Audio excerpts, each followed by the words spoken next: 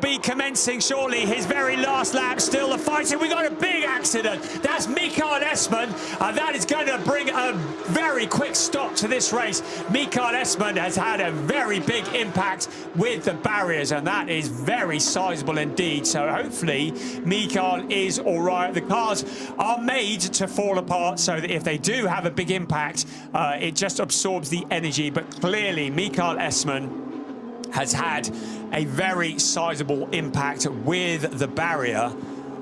And that's an interesting place where that would happen. So red flag immediately. Yeah. And that will be the end of this race for sure. So it will be Schuring, Goretti, Dehaan, Eindhoven. So on board now as everyone rushes to the attention, of course, of Essmann. And Brian is absolutely right in that the integral safety of these cars is such that the cars are built so that they can withstand impacts. And the car's coming back down into the pit lane then right now. And that brought, I mean, we were on to the +1 lap, I think. We just started it, hadn't we? So there's no chance this, yeah, it's just a shame the race has finished the way it has. Not even the opportunity for the drivers to take the checkered flag, but quite understandably so when you picked up on the fact that clearly there'd been contact there right on the start-finish straight, just ahead of the start-finish line, I believe. Yes, and very important that obviously that there's space given to attend to Mikael Essmann. There'll also be an awful lot of debris across the track, so the car's just immediately, and there is Mikael Essmann out of the car.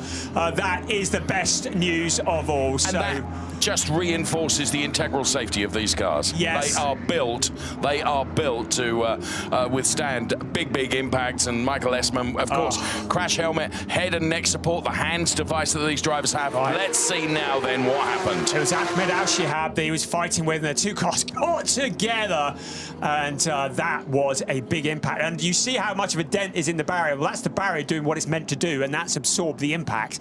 But that was a mighty, see the driver's door flying off. So he was fighting with Ahmed Al-Shihab for position, but a big impact. I'm just so relieved to see Mikael get out of the car. That is one of the biggest impacts I've seen in a Carrera Cup race in a very long time. Well, we're seeing all these replays here. I'm just curious because he was right behind Al-Shihab, wasn't he? I don't think there was a touch between them, was there? As we're going through all these replays, just trying to pick the bones out of it, if you will.